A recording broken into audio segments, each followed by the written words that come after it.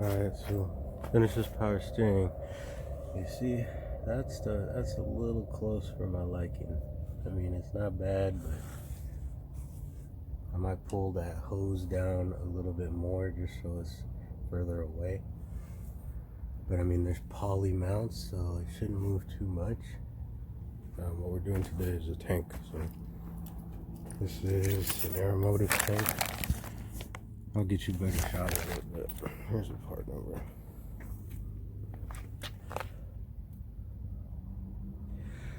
So it's a 340 pump, just a single, which should be good for just the cam. I don't think you even really need one for a cam, but I'd rather have more fuel than not enough. So I always over fuel everything. We got the battery box now, so open this hoopty.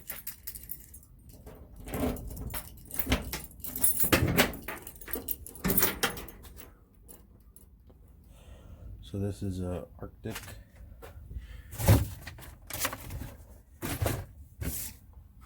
And that's not the part, that's the part number for the bolts, but that's the brand Arctic Industries.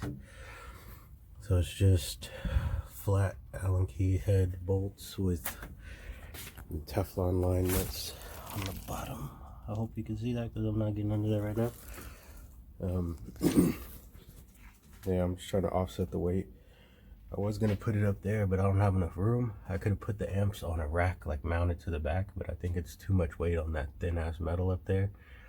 So I'm gonna lay them across there on some MDF.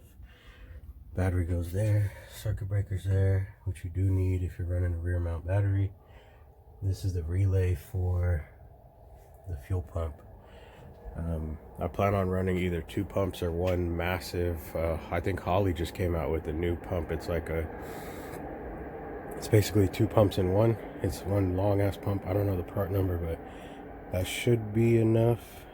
I might just run either A1000 or 2 Walbro 450s in the tank. So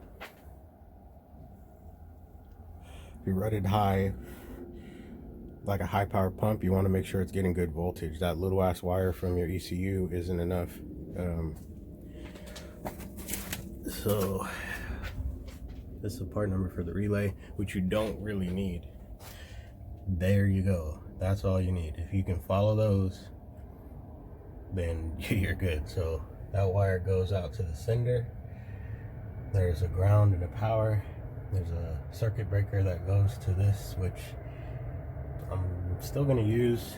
I don't really need to because I'm probably going to tap it into that circuit breaker. I might not because I have like a 3-post prong that goes on the battery.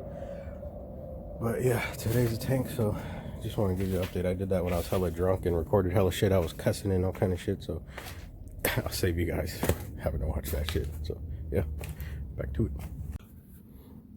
So these are the vents.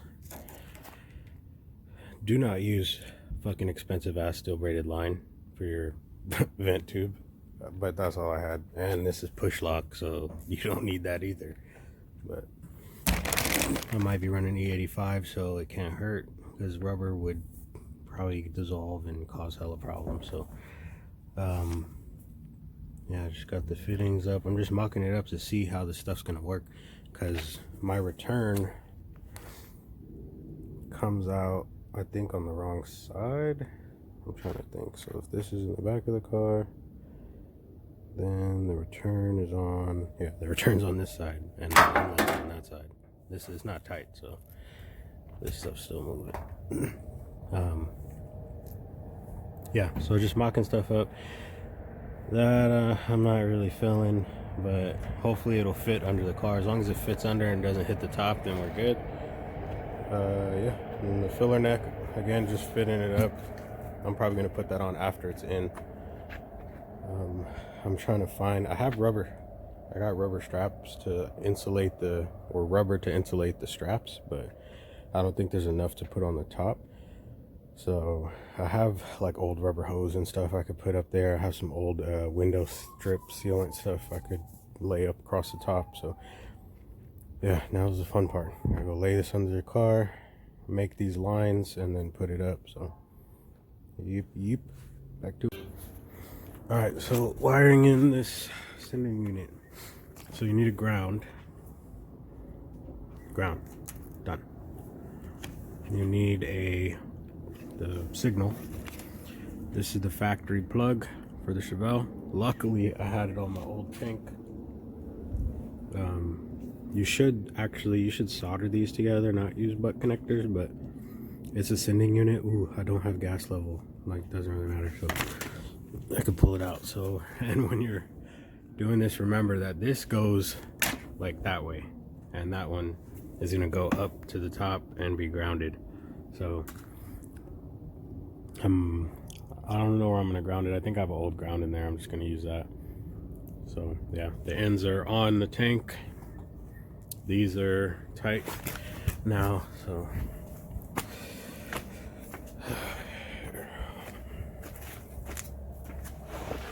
comes the train. So the battery's in. That's the battery.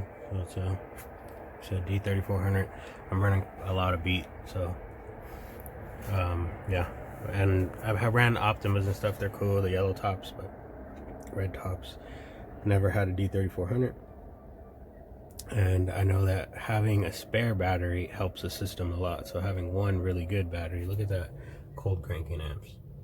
That's insane, you know. So I drilled a hole for the relay. I think I'm just gonna mount the relay down there because somewhere here, because I have to mount this, that relay, and then the fuse. So I think I'm gonna make a little panel and just mount it over there. Yeah, I gotta leave soon, so I guess I'm probably not gonna get to this tonight, but I'll just show you guys at the ends off. So there's the ends. The other one is somewhere. It's way up in that corner. So yeah, so this is the end that goes to the sender. And then that was the old ground, which I need to actually check out because I don't even know what it's connected to.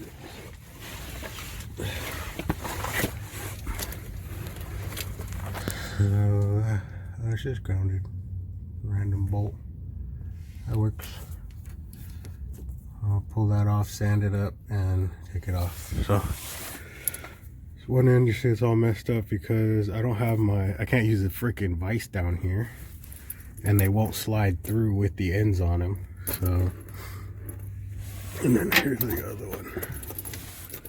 It's the return, so it'll go in like so, and this one will go in like so, and I'm hoping that I can mount them.